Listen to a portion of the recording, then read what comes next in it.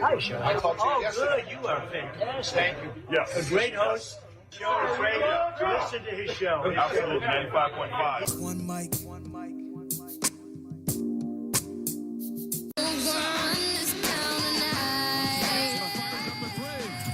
Shot no good. The chip, it's gone. It's gone. It's gone. With 1.2 remaining. Knicks take the lead. That was the call last night in the most incredible basketball game ever witnessed by anyone, anywhere. I don't care if you're a Knicks fan, a Spurs fan, or whatever. That was the most incredible basketball game ever. Ever. So let me tell you my story. Met my cousin and a couple friends out at Ormby's to watch the game. Watched the first half, 29 points. My cousin said, hey, one of my music industry friends is having a watch party at his house. And, you know, that means kind of nice house. So it was a 29-point game. Said, okay, let's go over there. Because where we were at, we're spending money. Let's just go over there, take a bottle, and, you know, have something to walk in the house with, and let's go over there. So we went over there, got over there about mid-third quarter, maybe towards the end of the third quarter.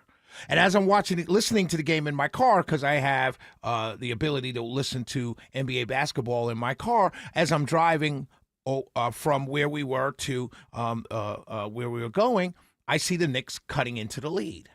And at a certain point, there was a sequence of plays by San Antonio where it was forced three early in the 24-second clock, turnover, forced three. Each three possessions were followed. They were preceded by a Knicks basket.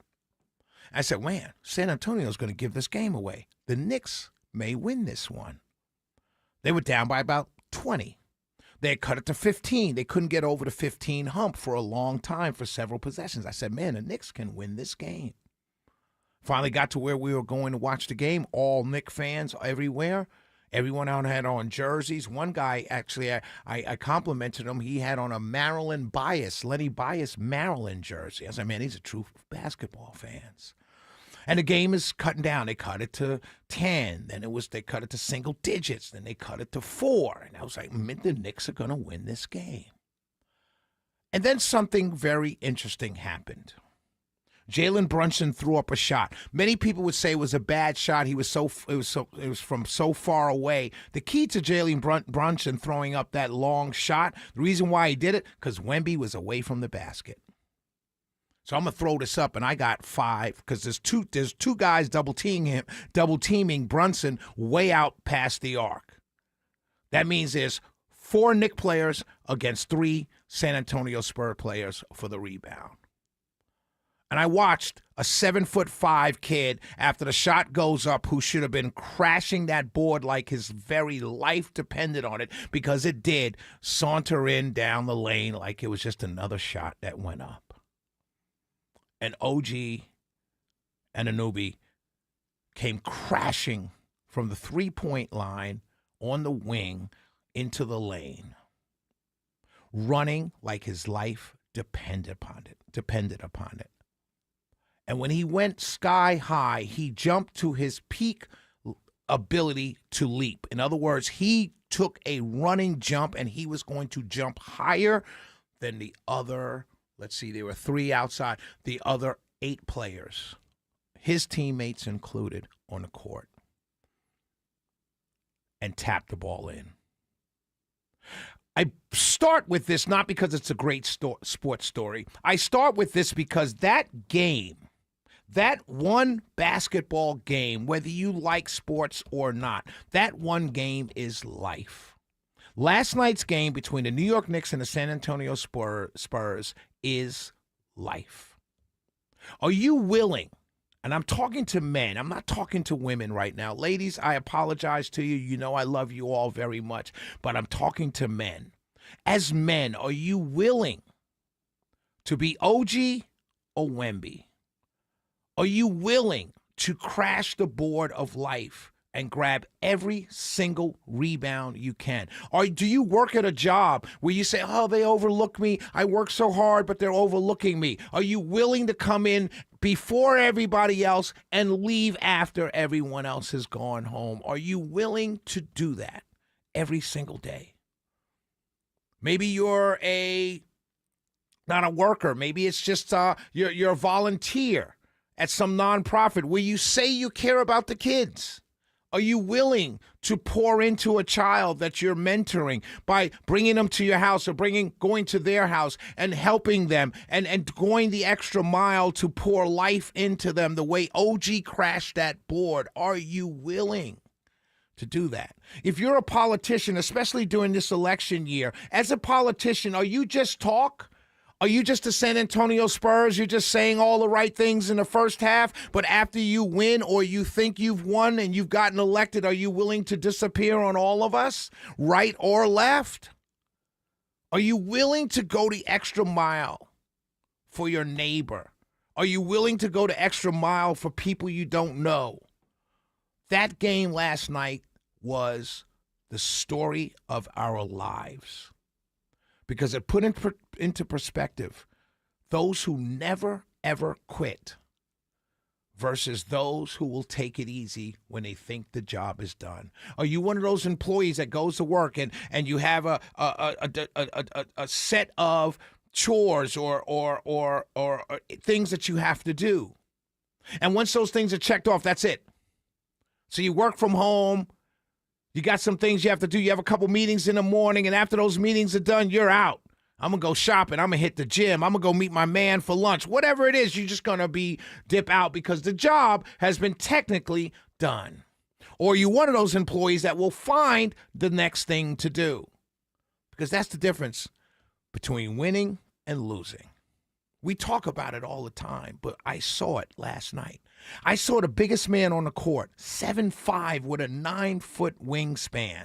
I saw that guy 7 feet from the basket on the biggest rebound in the history of the NBA Finals. He was 7 feet away from the basket looking at everyone else jumping at the ball. Are you that man?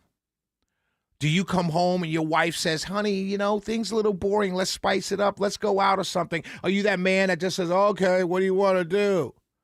Or are you the man that will look on your phone and start Googling things to do so your wife is excited again? Are you that man that puts in the extra hours at work? Are you that man that puts in the extra hours volunteering at church? Are you that man? Not women. I'm not talking to women. I'm talking to men because we're the problem.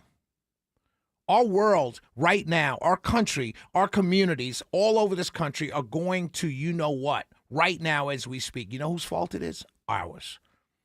You can't claim to be leader and head of household and watch the communities die right in front of you and blame somebody else, but you're the head of the household. You're the leader.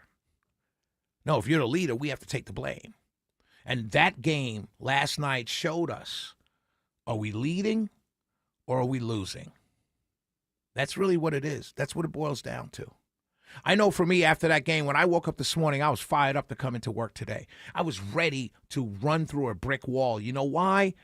Because I saw what happens when a man at 7'5" with a 9-foot wingspan saunters into the lane and watches everybody else. And I saw when a power forward crashes that board and jumps as high as he can possibly jump to tap in a winning basket off of missed shot. I saw it right before my very eyes. And it poured life into me to say, you know what, Shelly? I'm going to grab every rebound. I'm going to grab every rebound that comes off the basket. I'm going to take every shot. I'm going to play defense harder than anybody else plays defense because you know how the Knicks came back last night? It wasn't that the Spurs necessarily gave it away. Yeah, they were turnovers. They had some bad plays, but they didn't give it away. The Knicks took it away because they played defense. You know where defense comes from? Anybody that's ever played basketball, whether it's all street basketball or corporate league or pickup or college or high school or even middle school, if you've ever played organized basketball or even pickup basketball, you know this in your heart of hearts, and no coach can ever take this away from you. Defense and rebounding is all about heart, period. End of story. Doesn't matter how you move your feet. Doesn't matter how you square up your body. Doesn't matter the technique. It's all about heart, and that's it. Just like life. Just like life. You had your heart broken, fellas? I've had mine broken. You know what I've learned last night? That it ain't over. I'll find love again. And the love that comes this time will be a bigger rebound. The tip in will be a winning score. I'm telling you, that game can be applied to every portion of our lives. Work, business, politics, relationships, every part of our lives, even raising children. If you have grandchildren or children that you're raising right now, put that game on. Put it on to the first half ends, and then put it back on with about 5 minutes to go. And let your sons and your daughters, but let your sons see that it's never over till the great Jay-Z says in Young Forever, until the director yells cut. It ain't over until the director yells cut. As long as you can wake up every single morning, ladies and gentlemen, know this in your hearts. You can and you are the New York Knickerbockers from June 10th, Game 4. That's life in every aspect of our lives. That game was life. So pick yourselves up, grab that rebound, jump as high as you can, run as fast as you can, and be OG, not Wemby. It's the Shelley Winter Show. We'll be right back. 404-872-0750, 1-800-WSB Talk. Yes.